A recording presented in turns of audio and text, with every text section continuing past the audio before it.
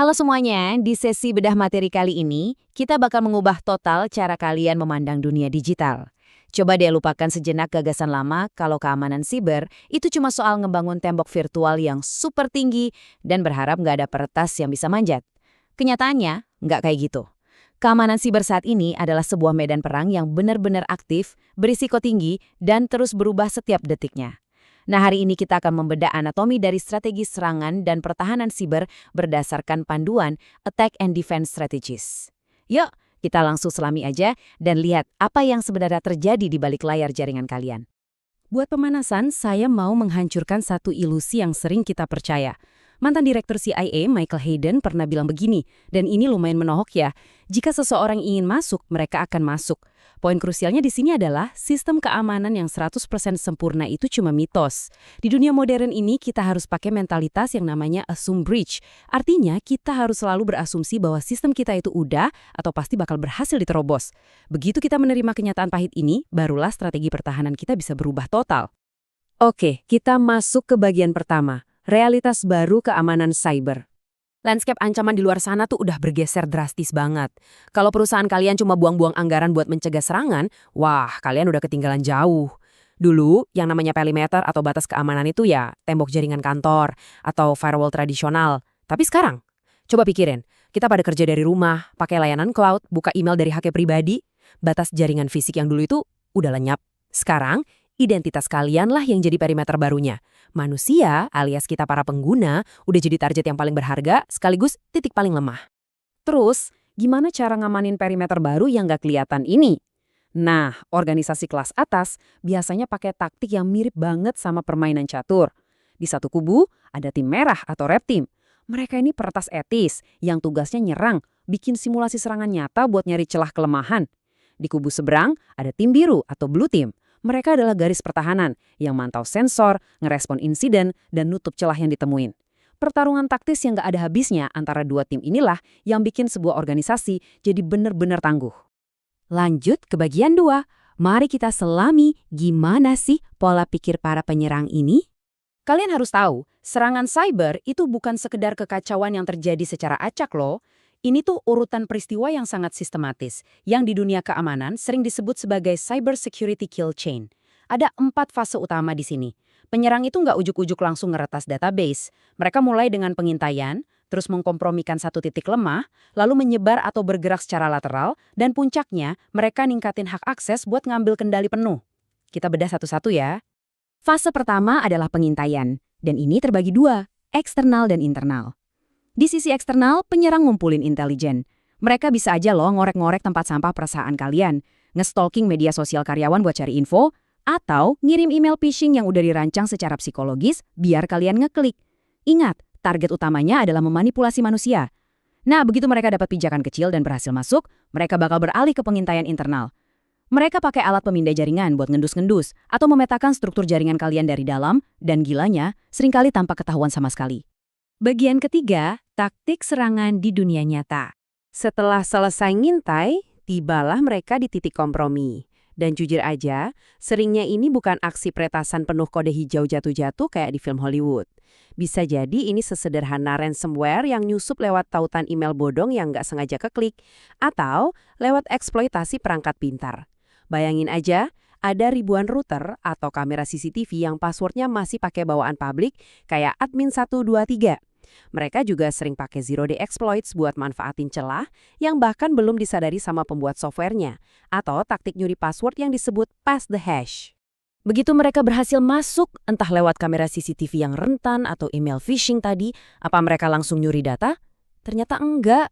Trik paling ngeri dari penyerang ini adalah gimana mereka bisa bersembunyi di depan mata kita. Ini yang disebut pergerakan lateral.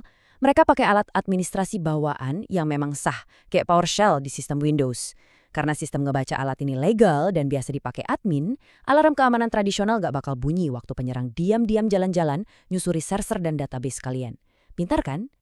Terus, setelah mereka nemuin letak data berharga kalian, datanglah momen paling kritis, eskalasi hak akses. Buat mereka, sekedar pakai akun karyawan biasa tuh nggak cukup. Mereka butuh kunci master buat buka brankas utamanya.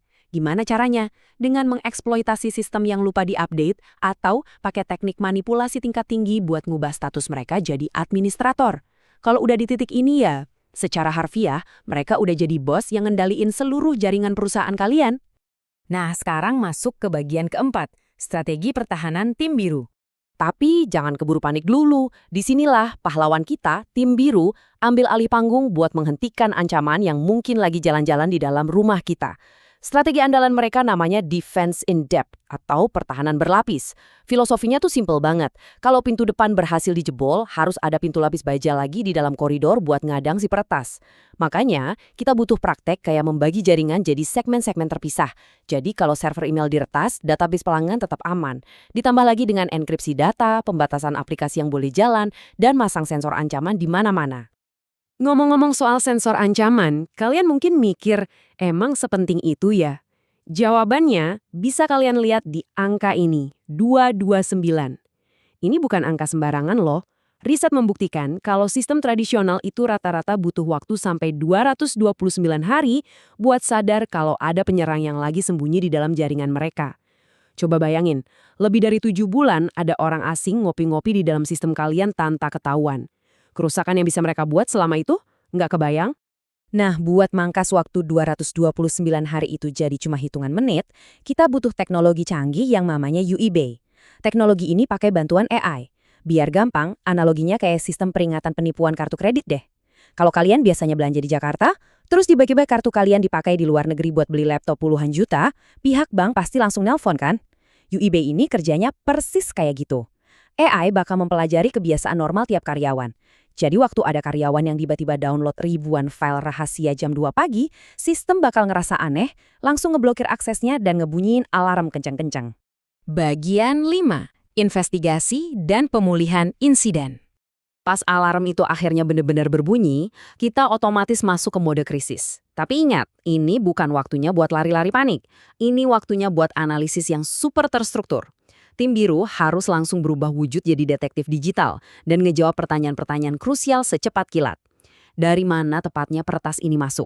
Akun siapa yang mereka bajak? Udah nyebar sampai mana aja mereka? Tim bakal melacak jejak digital si peretas lewat analisis log yang super rumit dan tentunya sambil berpacu dengan waktu. Proses ini ngikutin protokol pemulihan yang sangat metodis. Pertama, triase masalahnya. Terus, tentuin ruang lingkup kerusakannya biar tahu persis musuhnya ada di mana aja. Habis itu, baru bikin rencana. Yang paling penting nih, kalian nggak bisa asal main cabut kabel server gitu aja tanpa strategi. Kenapa? Karena peretas yang pinter pasti udah nyiapin jalan belakang atau backdoor cadangan. Jadi eksekusinya harus tersinkronisasi, usir musuhnya, tambal sistem yang bolong, dan balikin operasional bisnis ke kondisi normal. Terakhir, bagian 6. Apakah kalian siap menghadapi ancaman ini? Sebagai penutup materi kita hari ini, saya mau ninggalin satu pertanyaan buat kalian pikirin. Seandainya nih, ada penyerang yang udah pakai kredensial sah dari email phishing yang kalian klik, dan sekarang lagi gerak diam-diam pakai PowerShell di dalam jaringan kalian detuk ini juga, berapa lama waktu yang butuhin sistem kalian buat nemuin mereka? Apakah hitungan menit berkat bantuan AI? Atau malah 229 hari? Memahami kill chain dan membangun defense in depth itu bukan cuma sekedar teori orang IT ya, ini murni strategi buat bertahan hidup di era digital.